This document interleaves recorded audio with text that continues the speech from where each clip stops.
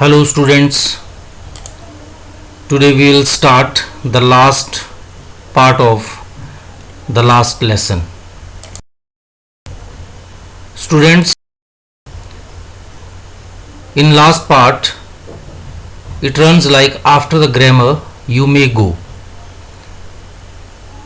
In the previous part you have seen that M. Hamel was doing grammar lesson with students, and after completing that grammar lesson he started lesson in writing. He had brought new copies for students and beautiful words Alsace, Lorraine, Alsace were written in round hand. Words looked like little flags. Everyone was busy in writing. On the roof pigeon cooed. Franz thought to himself, will they make them sing in German, even the pigeons? Students, grammar lesson के बाद M Hamel sir writing पर lesson देते हैं और वो specially अपने साथ कुछ कॉपीज़ लाई थी स्टूडेंट्स के लिए, जिन पर बहुत ही राउंड हैंड्स में सुंदर बोल्ड लेटर्स में सुंदर वर्ड्स लिखे थे आल्सेस, लॉरेन, अल्सेस, क्योंकि आल्सेस और लॉरेन जो है अब जर्मन के हाथों में जा चुका था। दोनों ही डिस्ट्रिक्ट जर्मन के हाथों में जा चुके थे। ये पार्ट जो है जर्मन के हाथों में जा चुका था, जितना भी एरिया था। Everyone was busy in writing, सभी लोग लिखने में व्यस्त थे। और छत पर जो है पिजन कबूतर वो आवाज़ कर रहे थे और उनकी आवाज़ को सुन करके फ्रेंड्स के दिमाग में एक बात आती है, will they make them sing in German even the pigeons? क्या वो पिजन्स को भी, कबूतरों को भी जर्मन सिखाएंगे? इसका मीनिंग क्या हुआ स्टूडेंट्स कि किसी को भी कोई भी भाषा ज़बरदस्ती थोपी नहीं जा सकती है। आप ऑर्डर निकाल सकते हो कि आप फ्रेंच नहीं पढ़ोगे, लेकिन आप घर में फ्रेंच बोल सकते हो, बात फ्रेंच में कर सकते हो, और इसलिए आपके ऊपर कोई भी भाषा थोपी नहीं।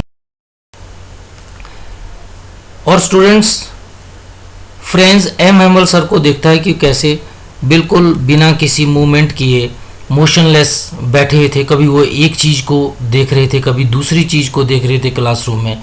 ऐसा लगता था मानो वो क्लास की हर वस्तु को अपने दिमाग में एक बिठा लेना चाहते हो, एक इमेज बना लेना चाहते हो। M Hamel serve there for 40 years, और एम हेमल सर वहाँ पर 40 सालों तक अपनी निस्वार्थ फेथफुल सेवाएं दे चुके थे। और उन्हें दिमाग में ऐसा सोच आ रहा था कि आज वो 40 सालों के बाद कैसे उस जगह को छोड़ करके जा सकते हैं जहाँ पर उन्होंने जो छोटे छोटे पौधे लगाए थे वो आज बड़े वृक्ष का रूप ले चुके हैं। It must have broken his heart, और ये सब सोच के उनको सचमुच ही काफ़ी सदमा लगा होगा। He was to leave the next day, और अगले ही दिन वहाँ से उन्होंने चले जाना था। और राइटिंग लेसन के बाद वो कुछ हिस्ट्री पढ़ाते हैं, और छोटे छोटे बच्चे भी देवर चैंटिंग अल्फ़ाबेट्स, जोर जोर से अल्फ़ाबेट्स बोल रहे थे। जो ओल्ड हॉजर एक गांव के आए हैं, आज वो भी बड़े ध्यान से शब्दों को लिख रहे थे जैसे बाकी के बच्चे लिख रहे थे। और साथ साथ लिखते लिखते ओल्ड हॉजर जो हैं, जो ये गांव के बुज़ुर्ग आए हैं, ये इमोशनली ही वॉज क्राइंग, वो भावुक होकर के साथ साथ रो भी रहे थे। और फ्रेंड्स को आज ये फीलिंग आ रही थी कि वो कभी भी इस लास्ट लेसन को भूल नहीं पाएगा। और इतने में चर्च में जो है, चर्च का जो घंटा होता है वहाँ पर 12 बजे का टाइम स्ट्राइक करता है, और जो प्रशियन सोल्जर्स हैं, प्रशियन जो सैनिक हैं, वो अपनी एक्सरसाइज से वापस आ रहे थे और ट्रम्पेट यानी बिगुल बजा रहे थे। और स्टूडेंट्स, इसके बाद एम हेमल अपनी सीट पर खड़े होते हैं। ही लुक्ड वेरी पेल, ऐसा लग रहा था मानो उनका चेहरा बिल्कुल पीला पड़ गया हो। He tried to say something but his throat choked, कुछ बोलने की कोशिश करते हैं लेकिन बोल नहीं पाते हैं, उनका गला रुंध जाता है, गले से आवाज़ नहीं निकलती है। इसलिए वो क्या करते हैं, वो ब्लैक बोर्ड की ओर मुड़ते हैं और फ्रेंच में लिखते हैं विवा ला फ्रांस, जिसका मीनिंग था long live France. leaned his face against the wall and without a word, और अपना जो चेहरा है वो दीवार की ओर करके वो बिना कुछ बोले, क्योंकि उनसे बोला नहीं जा रहा था, वो इतने भावुक हो चुके थे, वो क्या करते हैं, he made a gesture to all with his hand, वो एक जेस्चर, एक इशारे से ही अपने हाथ से इशारा करते हैं और सभी को क्या कहते हैं, मतलब इशारे से, जिसका मीनिंग ये था school is dismissed you may go, कि अब स्कूल जो कक्षा थी वो समाप्त हो चुकी थी और उनको जाने की वो आज्ञा दे देते हैं। और अब आप पूरे चैप्टर को, जो जितने भी आपने 4 पार्ट किए हैं, इसके 4 parts, we will recollect them. आप जानते कि शुरुआत में क्या था, फ्रेंच स्कूल के लिए लेट था, उसे डर था और उसे पार्टिसिपल्स का होमवर्क दिया था जो उसके आता नहीं था। वो पहले स्कूल से दूर रहना चाहता है, सोचता है कि मैं आज स्कूल से दूर रहूं, स्कूल ना जाऊं, लेकिन फिर वो जल्दी से स्कूल की ओर जाता है। टाउन हॉल के पास से गुजरता है तो देखता है कि बुलेटिन बोर्ड के पास, न्यूज़ बोर्ड के पास काफ़ी भीड़ थी।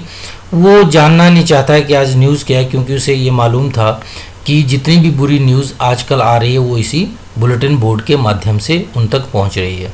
जब क्लास में पहुंचता है तो अध्यापक ने उसे डांटा नहीं, लेकिन वो वहाँ पर चुपचाप अपनी क्लास में बैठता है और देखता है कि क्लास में कुछ गांव के बुज़ुर्ग लोग भी आए हैं, स्टूडेंट्स भी बैठे हैं, और एम हेमल एक स्पेशल सूट पहन करके आए थे जो वो किसी खास मौक़ों पर पहना करते थे, जैसे इंस्पेक्शन पर या प्राइज़ डिस्ट्रीब्यूशन डे पर। लेकिन देखता है कि क्लास में अध्यापक के साथ साथ सभी लोग काफ़ी उदास थे, and they were very serious. और जो elderly, those who were sitting at the last desk, they had come there to thank mister Hamel for his faithful services of 40 years. उनकी फेथफुल सर्विसेज के लिए, 40 साल की सर्विसेज के लिए वो थैंक्स करने आए थे। और इसके बाद जो एम हेमल सर हैं वो उनको ये भी बताते हैं कि हमारी जो लैंग्वेज है ये कितनी इम्पॉर्टेंट है, ब्यूटीफुल है, और हमें किसी भी हालत में अपनी मातृभाषा की रक्षा करनी चाहिए, उसे कभी भी भूलना नहीं चाहिए। और जो भी लोग वहाँ पर होते हैं, चाहे वो फ्रेंड्स हैं, अन्य स्टूडेंट्स हैं या वो बुज़ुर्ग लोग हैं, उन्हें इस बात का मलाल होता है, इस बात का पश्चाताप होता है कि वो कभी भी अपनी भाषा को सही तरीके से नहीं सीख पाए।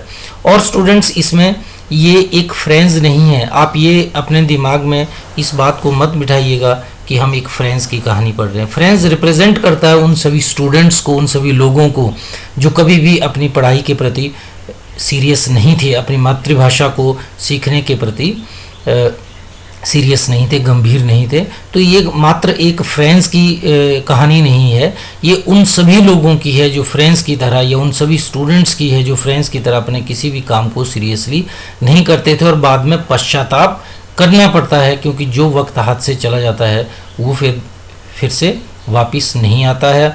और दूसरी बात इसमें ये है कि हमारी जो मदर टंग है, जो हमारी मातृभाषा है, उसकी रक्षा हमें किसी भी हालत में करनी है, क्योंकि अगर हमें कभी किसी के गुलाम बनना पड़ता है, अगर हमें कोई देश गुलाम बना लेता है, तो ये हमारी मातृभाषा ही है।